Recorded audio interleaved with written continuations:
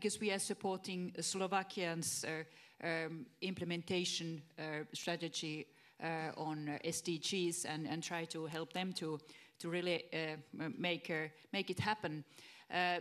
But it is also so that not only the governments are the key, we also need the private sector. Actually, we need every single citizen in the implementation work. But when it comes to where we need the private sector most, first is financing, supporting the financing together with the official development aid given by the governments.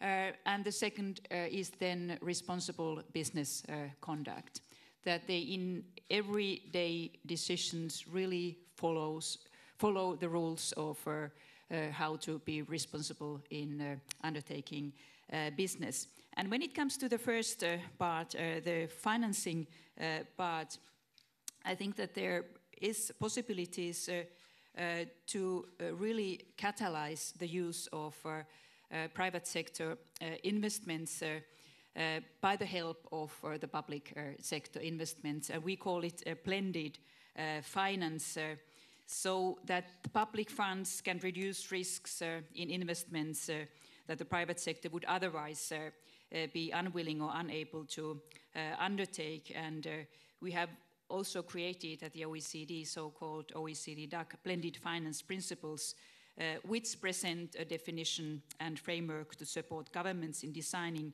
approaches which mobilize and better target commercial capital towards the SDGs. And then when it comes to responsible business conduct, I can talk about that a bit more, but that is a very kind of easy and useful way to support the implementation of SDGs. And there's a big market actually for the private sector. It has been estimated that there is even 12 trillion in market opportunities which the working towards the achievement of the SDGs can that's potentially really important, isn't that, Mari? Because the Sustainable Development Goals present opportunities for, they're not just responsibilities, they're opportunities for companies to make money, correct? Yes. If they implement them correctly. That really is so. So it's kind of a win-win situation. But we have to admit also that it's not easy. There are challenges in really to make it happen. And also it has been estimated when it comes to money that there is a shortfall of up to $2.5 trillion per year when it comes to the funding in SDG critical sectors in developing countries. So these are huge amounts of money, 2.5 trillion. Wow. So that's money is really shortfall. needed, but also the responsible business conduct is we'll talk something. more about that. I'm going to jump to Fred. Fred, first of all, I want to thank Philip Morris for sponsoring our panel, making this discussion possible today. Thank you. Obviously, when you look at the SDGs, one of the top three, and rightfully so, has to do with health, good health, and it's goal number 3, good health and well-being. And I think a lot of people in this room might wonder, how can Philip Morris say it supports the Sustainable Development Goals when your primary product, cigarettes, does not contribute to people's good health? I mean, it causes lung cancer, heart disease, emphysema, may even complicate pregnancy. Thank you for having us here first. But you're right, I was also putting myself in the shoes of the audience and the panel here, and I was thinking people should think, how comes that a leading tobacco company in the world selling products that are a major cause of illnesses is coming here to talk about health and well-being, right? I'll try to explain, right? There are around 1.1 billion smokers in the world. You know, we are a very strongly regulated industry. And you know, many of these measures that have been taking place in many markets, such as higher taxation, health warnings, bigger and bigger on the packs, restrictions for marketing and sales. These policies have had an impact on the incidence, but it's not me saying that, but even the WHO is saying that by 2025, because of population growth, there will still be 1.1 billion smokers in the world. So the challenge and the question for us was, what can we do about it? Is there something we could do to contribute? And you need to know that the major source of potentially and harmful substances in the tobacco smoke comes from the combustion, from the fact that you burn the tobacco. So from the burning and not from the nicotine? Okay. Not from the nicotine. The nicotine is not the primary cause of diseases. Nicotine is addictive, makes part also of the ritual and the satisfaction of smokers, but this is not the primary cause. The primary cause is the combustion. So the question for us was, can we find a product that would satisfy users, but at the same time where we could reduce the harmful compounds? That was the challenge for us. In other words, can we have smoking without smoke? So we started researching that already 12 years ago, and we invested $4.5 billion in trying to find solutions, and we quickly realized that instead of burning, we should move to technologies that would allow to heat the tobacco, release an aerosol with nicotine, but not burn the tobacco anymore. So over these 12 years, we have developed what we call platforms.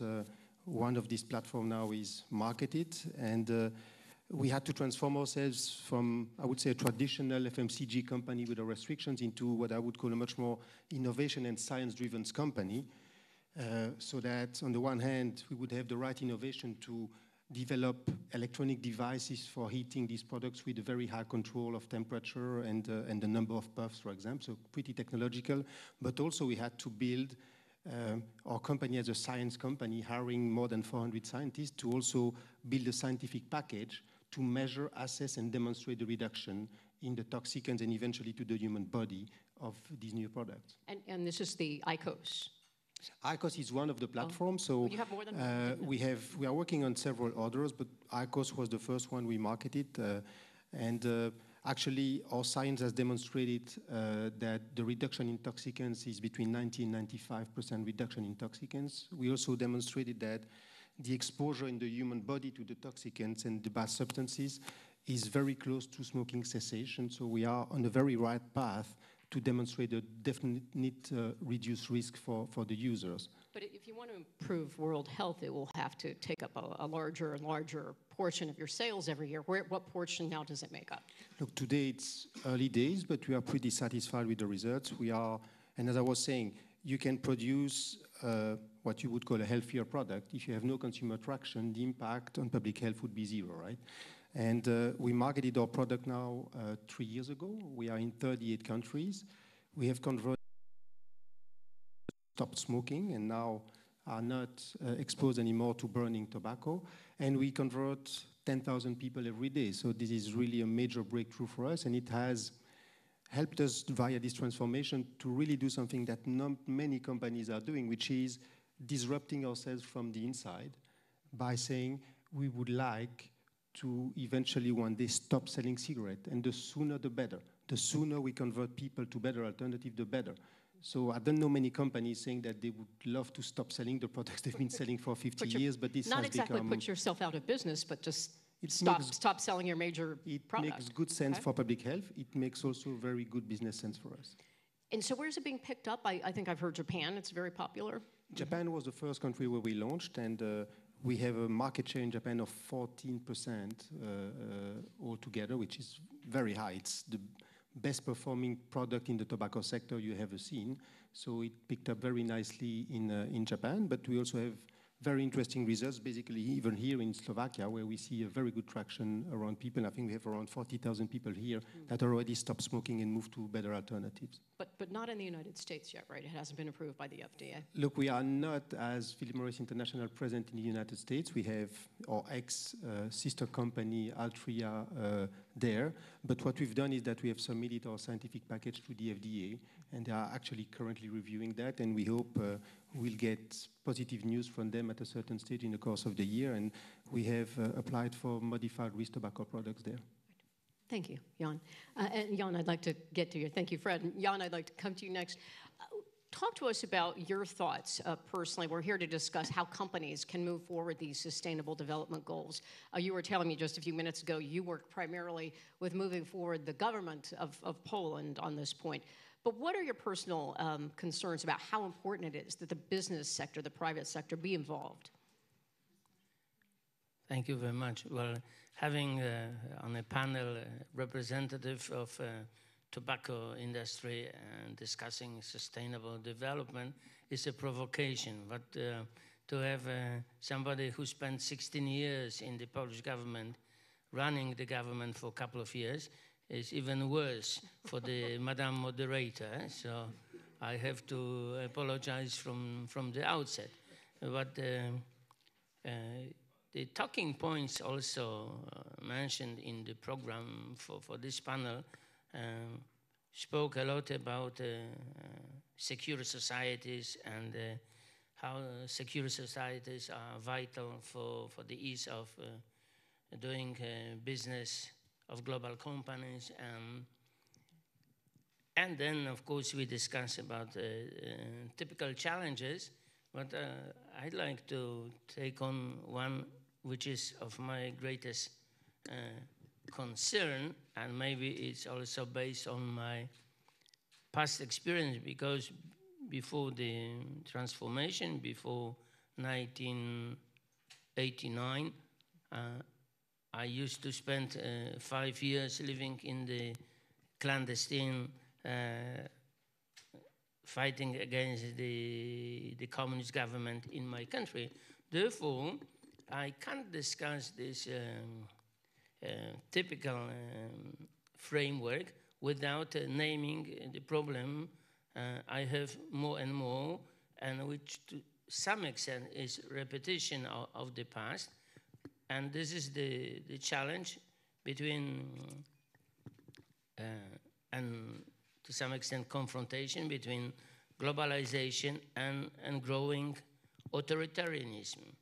Because it's, if we discuss about business and governments and some conditionality, then we expect certain rules to be maintained and upheld. So if we play football, I know that it's a game 11 aside, that according to the British doctrine, football is a game made by Gary Lineker. Football is a game where 11 aside play for 90 minutes. At the end, Germans win. This is the definition of a modern football. So more or less, you know the rules. Rules are important. We can't expect any sustainable development without rules.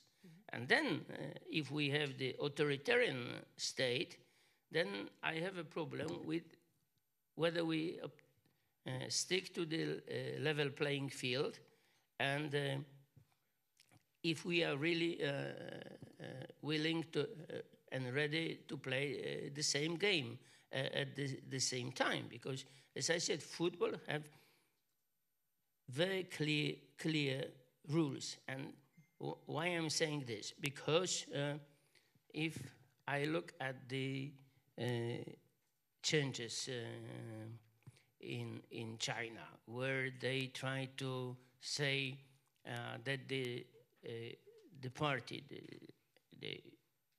party has the upper hand in managing the companies, where the party cell now is compulsory in each company.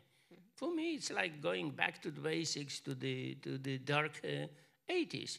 And what is important that the party cell is compulsory also in the foreign joint ventures.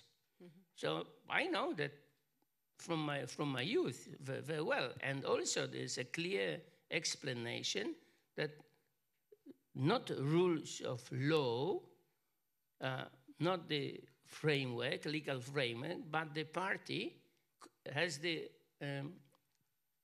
decisive role in the decision-making process. So those are very good points. It's quite interesting. Mari, I want to jump to you now. Looking at the 35 OECD countries, how would you say they actually are doing, and the companies in those countries in working toward the Sustainable Development Goals? I mean, if you were to give them a grade from A, A being the highest, F being failing, how are we doing? Yeah, that is a good question, and that is actually going to be done also at the UN level. At the UN level, right now, indicators are being developed so that we can see where the countries are now and how far they are away from achieving the SDGs. But the problem is that in many countries we don't have the data when it comes to developing countries especially. So that has to be supported and developed, and then we don't have the indicators. Well, but at the OECD we have. Okay. And we have actually produced already for a couple of years' time this publication, an assessment of where OECD countries stand. And here we are using the OECD indicators. As I said, which are not yet the official UN indicators, but some of them will be also used at the UN level. But this gives a very good picture of actually volunteered countries. Not all the OECD countries are yet here covered, that how far the countries are away from achieving this. And of course, these are developed countries, so they perform well. And what would I say, which are the best ones? Maybe Sweden, the Netherlands, but none of the countries is not yet there when it comes to all the indicators. So all the countries could improve. Did you hear what Canada said just it was one of their ministers just earlier this week said Canada is not going to be able to meet them, which was a little surprising to me. I know that they had come out and Trudeau, we're going to do it, we're on track with everyone else, and now they're saying no. Yeah, so much needs to be done in all the countries. And of course, when it comes to developing countries, much more is needed and a lot more financing. But it's important that every government really takes this seriously and make sure that all the national strategies and also the ones coming from EU are in line with the SDGs. And actually the task is not so difficult because when we think about the SDGs and also many of the recommendations and policy instruments coming, for example, from OECD or the European Union, they are already pretty much in line with the SDGs, but a lot of fine-tuning and really adjusting is, of course, needed. But then when it comes to the private sector, then it becomes a bit more tricky, of course, and it's very difficult to kind of create recommendations which would suit to every single company. Well, we don't even have reporting mechanisms that everyone has agreed on yet. Yeah. Isn't that correct? So that is true. But of course, these kind of overarching recommendation, like on responsible business conduct, coming from OECD guidelines on multinational enterprises, policy framework for investment. There are very many international recommendations and instruments which are already now used by multinational companies, which are already in line with the SDGs. But what we need more are actually case studies so that we can learn from the private sector experiences, how they have made it happen, how they in practice have been able to implement the responsible business conduct rules, for example, in supply chains. And this is a report which we produced last year. We had a joint seminar workshop with private sector in the framework of OECD Emerging Markets Network. And here we have many case studies from different companies, how they have made it happen. Well, how about we go right to a company who is implementing the Sustainable Development Goals. Fred, talk to us about why Philip Morris decided to sign on to the Sustainable Development Goals. What prompted you to make that decision? And if you could share with us some of your experiences in the company, where it's working particularly, maybe agriculturally with some of your farmers, how their practices are different now. We started quite a while ago. I think we just issued a couple of days our third report. So I think it's the third year that we report fully on the SDGs and our progress is there. But when you think about it, some of the initiatives that are aligned with the SDGs were already implemented in our company for quite a while. We are a diverse company. We operate in 150 countries. We have 80 languages around. So themes like inclusiveness, diversity, equal pay, ethics, compliance, having compliance line that people can call directly are things that are embedded in our company for quite a while now. We did that because it makes good sense at the end of the day if you think about it. It's good business. It's good business, but if I just would focus on our employees, right? The challenge of the future of our companies is having high-level skilled talents. If you want to have them around and keep them, you need to make sure that you have a proper system around that is in line with the SDGs and that people would appreciate and would stay with your company so that you have happy employees and as a result of that, you have good business results. So I think, as I think you were mentioning before, there are some very positive elements and virtuous circles you can create by setting these objectives. So the why is pretty clear, I think, for us. Talking about good agricultural practices, I think that's an interesting case on how to deal with these things because it's easy to produce reports, but you've got to have people on the field to do it. So if I take the example of our supply chain, tobacco supply for us is a critical element of the supply chain. So we supply tobacco from 350,000 farms in the world in more than 25 countries. So you can imagine the massive exercise this is. And the first thing we did was, in order to be able to influence these people, first of all, you need to know them, right? So instead of buying tobacco in bulk anonymously, over time, we have started signing direct contracts with these people, either ourselves or with our major tobacco suppliers. Now, over 90% of the growers have a direct contract with us, so we know them. As a result of that, you can introduce good agricultural practices in the contract and start having a win-win dialogue with the people to implement them. We focus basically first, in our case, and you can imagine from tobacco growers in Italy to countries like Malawi or Brazil, the diversity of culture and the way things work there. So we focus first, of course, on the well-being of people in the farms, right? Focusing on safety and child labor. This is a big issue for us. The second one is making sure that we minimize the environmental impact on tobacco farming, sharing the best practices about how to use crop protection agents better, how to minimize water and utilization of energy for some curing tobacco. So we share these practices with the people. And the third one is to make the farms more profitable, so help them to increase their yield, but most importantly, encourage the farmers to grow different crops and crop for their own food. And I think in a couple of years, we grew from like 35 to 45% of the farmers we deal with are also growing different crops than tobacco so that they can supply their own food. So it's a massive exercise. We have 2,800 technicians on the field that are visiting these farms. Very often, they can solve the observation they have on their own straight with the people just by having a partnership with them and just bringing them the best practices. We are starting to consolidate all this data of 350,000 farmers to get that in one set of database to be able to monitor. We have intervention of third party to verify what is done. So it's not only an exercise that should do only by ourselves, but it's the right thing to do. And we have... How does this benefit your business directly?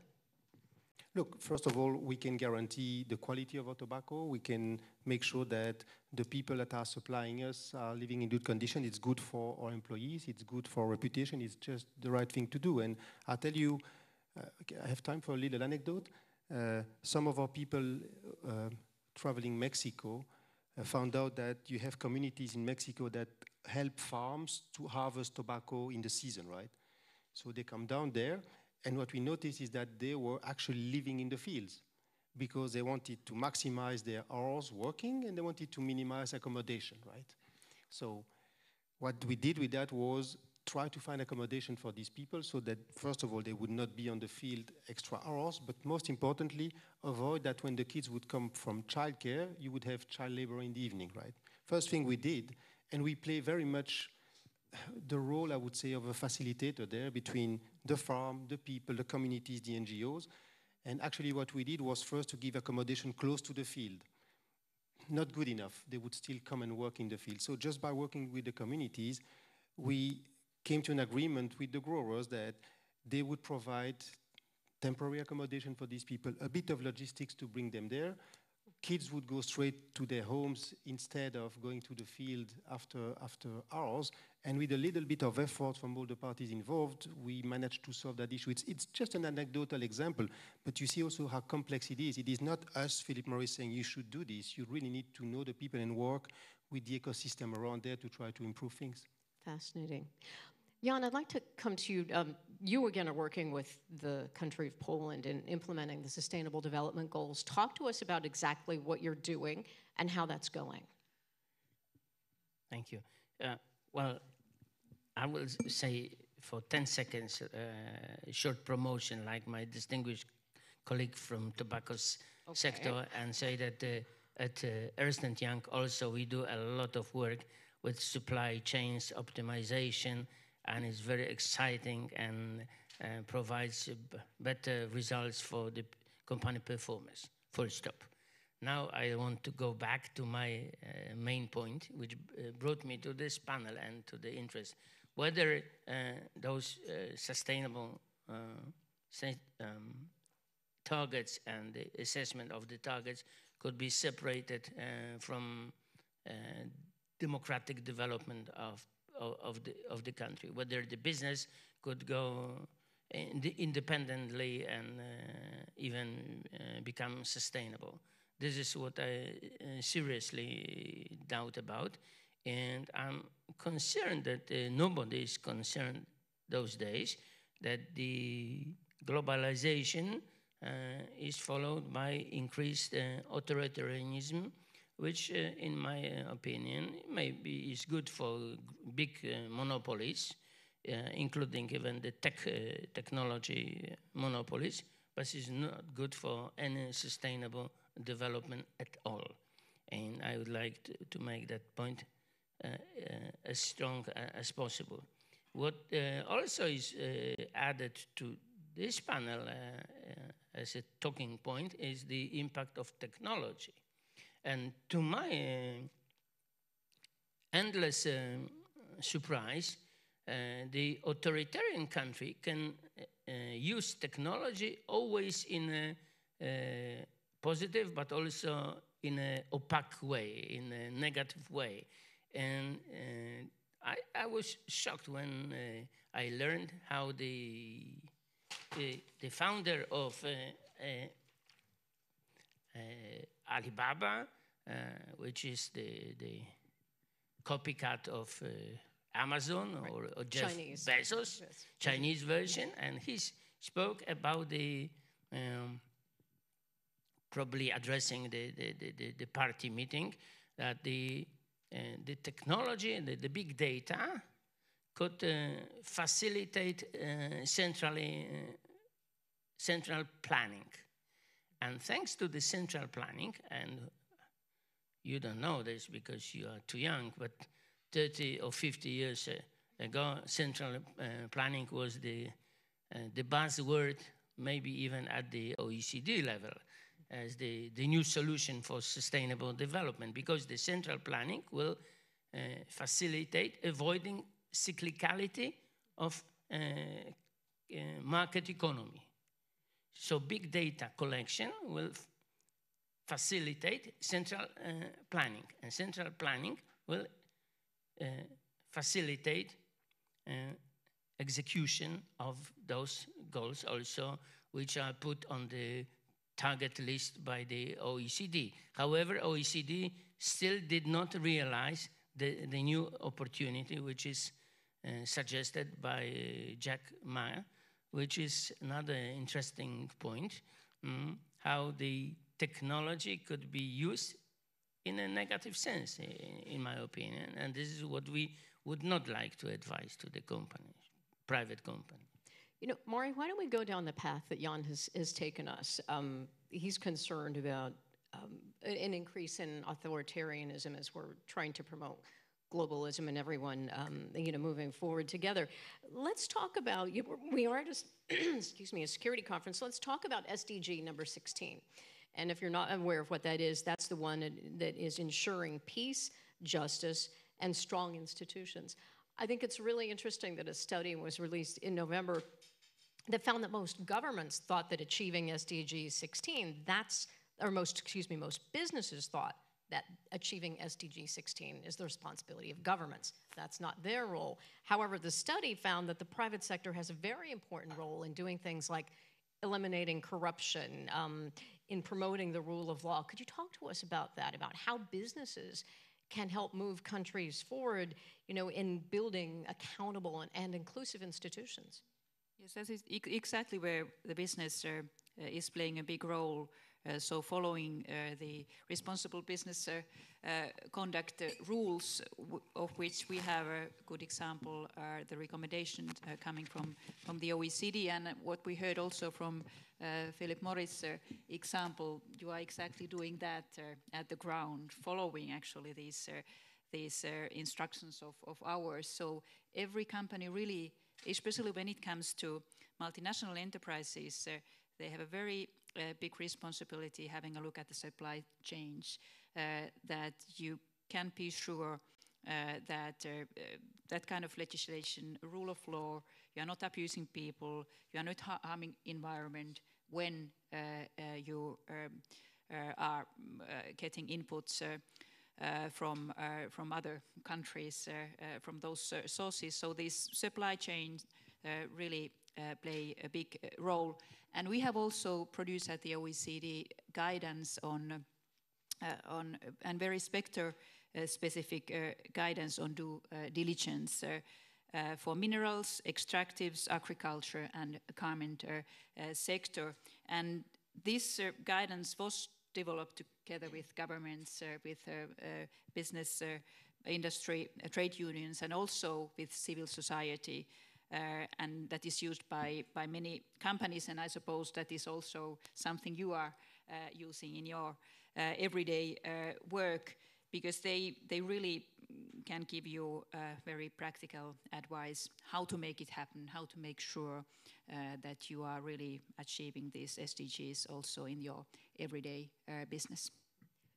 Fred, I'd also like to come to you to ask, conversely, when it comes to governments and working with companies to achieve the SDGs, how important is it that governments are really doing all they can as far as sort of clearing the clearing the runway, because they can either smooth the pathway or they can put obstacles in your path? Look, in our particular case, as I mentioned, the transformation of our industry, of course, we are developing and marketing better alternatives. We must do it, but we cannot do it alone. And obviously, government should continue focusing on promoting cessation and having people not smoking. That's their primary objective. But there are still people smoking that have difficulties to quit or have decided to continue. I mentioned the 1.1 billion. And I think government should first know about these alternative products, recognize them, treat them differently from the combustible products, make sure that they have a mechanism for reviewing or assessing the science, making sure that the science behind this product is sound and respects the international standards, and then eventually make sure that current smokers can be properly informed, can be probably put in contact with this product that should be marketed, and over time promote switching from combustible products with their policies onto these new products. So it's a complicated exercise because it's brand new for governments, but we cannot do it alone. And the worst thing that could happen is we see very often two things. First is apathy, which is, okay, this is one industry, but I have other things to do. So we need to raise the awareness that transforming that category could be a major breakthrough in public health overall. And beyond apathy, sometimes what you see is ideology, right? So we know there is skepticism around the tobacco industry, but the worst thing that could happen is that we let misleading information and confusion be created in the marketplace, and you know how consumers react. Once there is doubt, sometimes categories can just simply disappear, and in our case, this would mean, I would say, quite an immense opportunity for public health that would be missed. So there is quite a lot of actions, as usual, that has to be undertaken by the government. Jan, I saw you nodding as Mari was discussing how companies can help countries be more inclusive, more open, more democratic, eliminate corruption, promote the rule of law. What are your thoughts on how important it is that companies, that the private sector help in this case, move the SDGs forward that way? Yes, that is important as long as we play the same game. And this is what you, Madam Moderator, mentioned a few minutes ago, because you spoke about the institutions, about the rules, about the procedures which are necessary if we, because we have to name SDG number 16 and then understand in the same way what exactly the SDG is about. So this is what I call level playing field. If we play football, let's play football, but we can't play rugby at the same time when we play football. Sometimes I have a problem with the SDG and that kind of objectives, that we use one language and some actors are playing a different game. Today, you can work with the private company a lot, but if the politics interfere, you quickly learn how big problem you face. And even for the last, if we look at the couple of last days, when you can develop your business in aluminium or in steel industry, and suddenly you learn that you are under in the center of the trade war and possible sanctions, tariffs, and your environment is completely changed. And then quickly the business learns that in fact business is important, but politics matters much more. And President Trump kindly explained that the EU has been a spoiled child. This is what he explained yesterday. And that changes the environment so fundamentally that we have the OECD, which is the best probably think tank in the world, indicating some rules, indicating some measures, naming some targets. But what I'm saying is that the institutional order is now under serious threat, and this is particularly a bad situation for the private company, because the private company doesn't know how to respond to the situation. And that kind of approach, playing against the rules, is becoming each day more and more popular. And that's why we, even at that panel, we have to find a balance between the goodwill and the reality, which goes exactly in the opposite direction, including the technology. I would never expect that technology is so much fascination and excitement for the dictators, because they discovered that technology gives them smartphone control, gives them facial recognition, which helps to follow the people and investigate them. So abuse of technology in unbelievable way. Maybe even I can imagine that with the blockchain technology, I can well control in which part of city of Bratislava people are smoking Philip Morris cigarettes. Yes.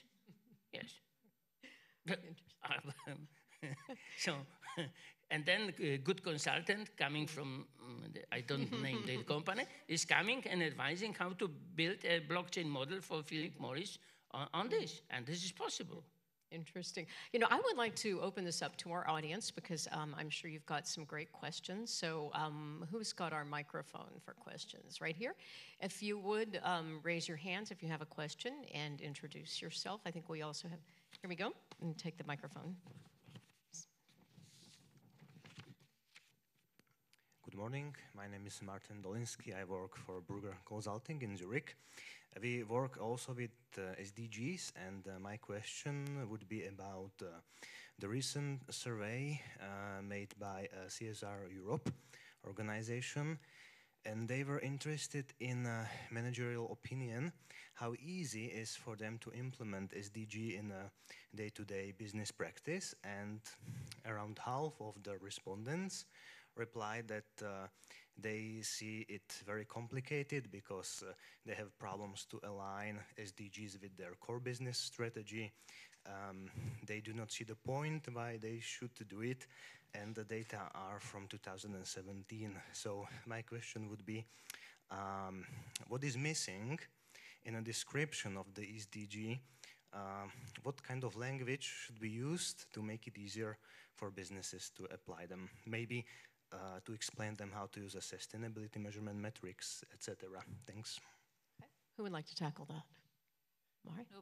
That is a very good question, and I think that we need more concrete example of first of how to make it happen, and what is kind of the benefits coming out of the action. What is the business case?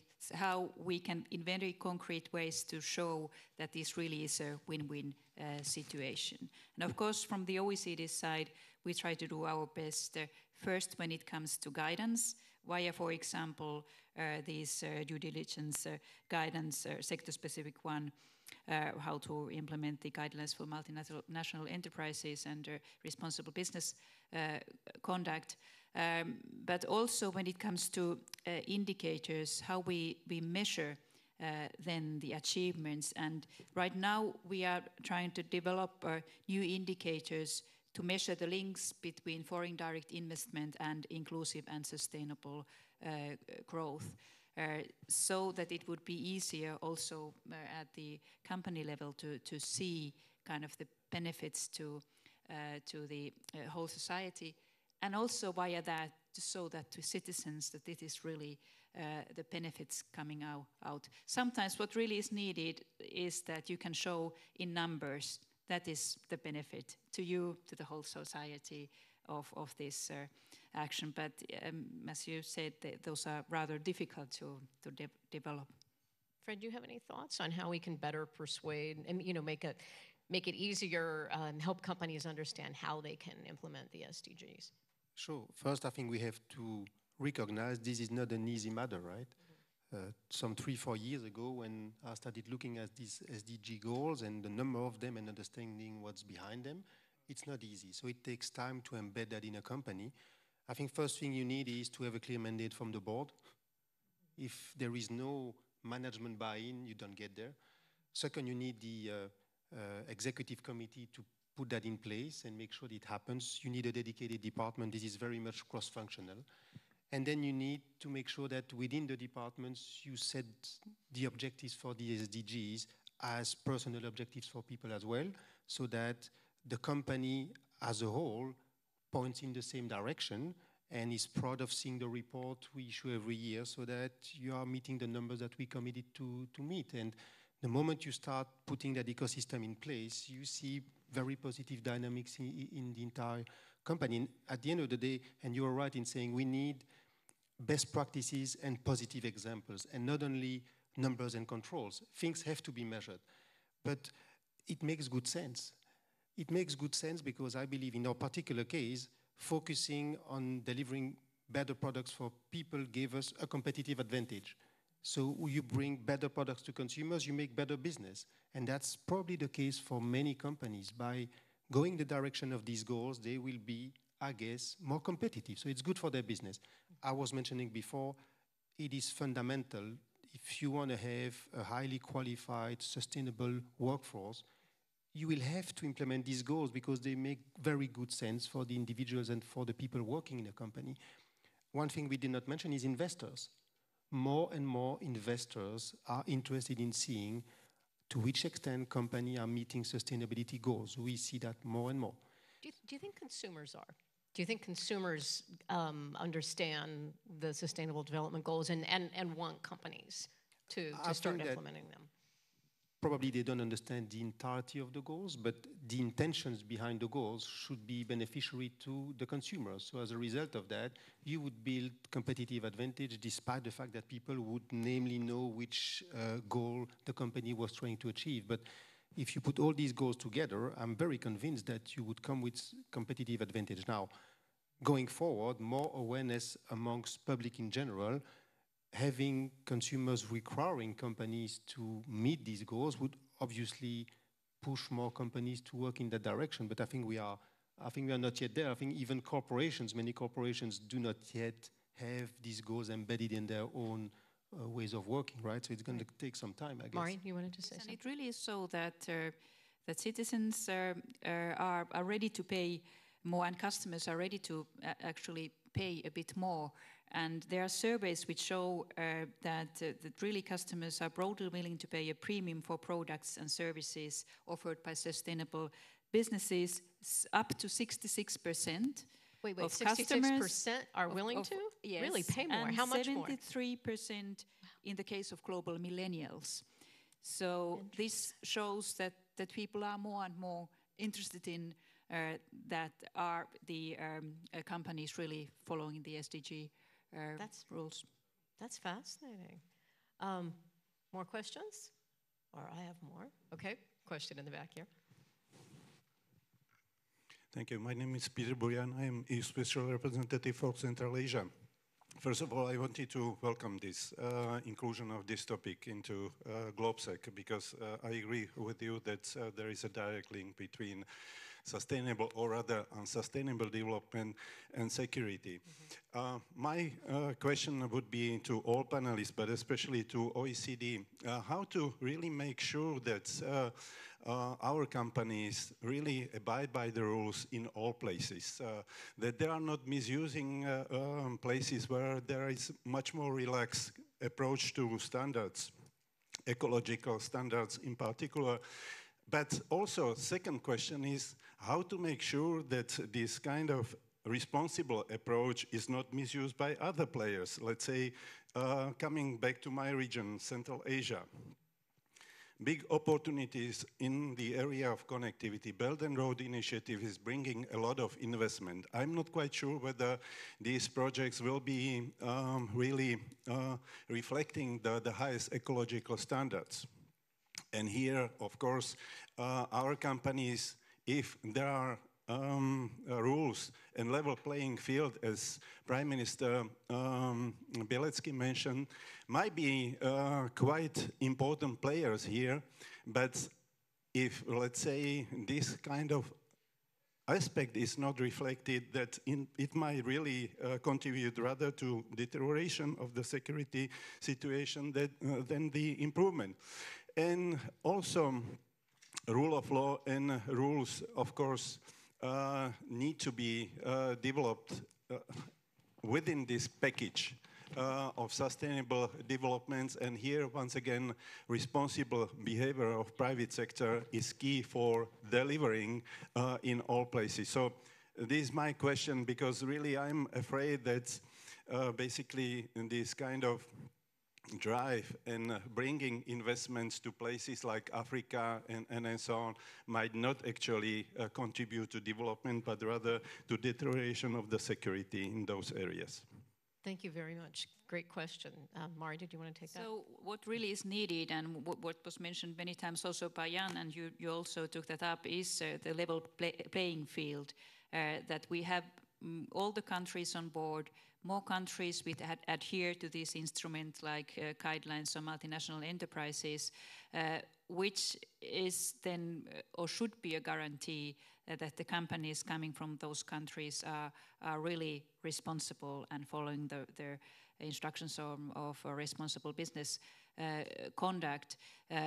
So that is utmost important that we get more. Now we have 48 countries, so not yet all countries are there, so more needs to be done. But also we have to kind of be aware of the fact that there is corruption and kind of misuse of resources everywhere, also in those countries which have adhered to these instruments. So the media has to do its part, the citizens have to do their part, and NGOs. So we have to constantly have a look that really everyone is following the rules to which they have adhered. And it is not an easy task. But I think that in general, kind of the atmosphere, and there's more knowledge about issues, and people are more aware of how important it is, really, that also the private sector really is acting in a responsible way. Jan, I'll let you respond, but just briefly, because we're running out of time. Really very brief.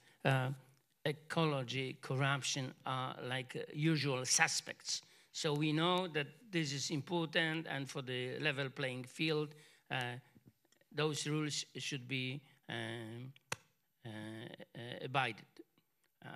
But the problem with the technology is getting actually worse, not at least for temporary spell of time, because Facebook knows millennials, including probably my grandchildren, better than the parents. And the problem is that data about them is owned exclusively by Facebook.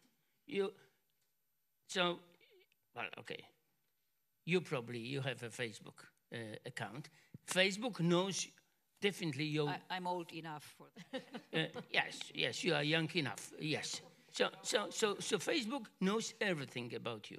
But the problem is that the data about you, which are so, according to the profiles possible to be built, are so profound and detailed, are exclusively owned by them. And you cannot cancel them, you cannot take them out, because they exist in the cybersphere.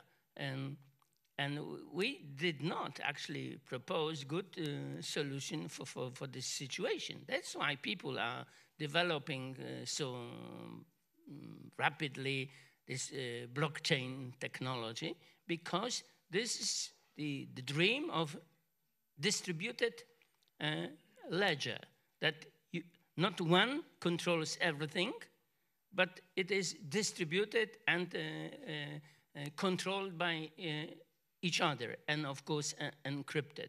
And so simply I would like to add to the usual suspects, problems and challenges of sustainable development, like ecology, corruption, bad policy, and so this data protection. Everybody fights for data, everybody, more and or less openly. And data protection, consumer data protection, and of course development at the same time. This is the most difficult challenge. Thank you. Thank you. So I think that's going to have to be our last word. And as we do wrap up this discussion, I think it's interesting. I wish we had more time. We have to wrap at 10. But to point out, while we're here talking about companies moving the SDGs forward, Deloitte released a survey in January, and it found that while 92% of these world CEOs who they surveyed, it was some 350, 92% of them said they support the SDG agenda. Only 17% said they had anything in their companies in place to achieve the goals by 2030. So clearly, by their own words, these numbers, we've got a long ways to go. But they're very important goals, obviously, because by leaving no one behind, we all move ahead. So I want to thank our wonderful panel, Fred, Mari, Jan, and thank you all for coming.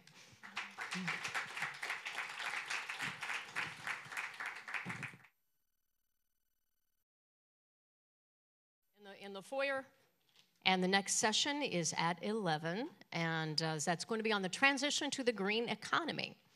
Thank you.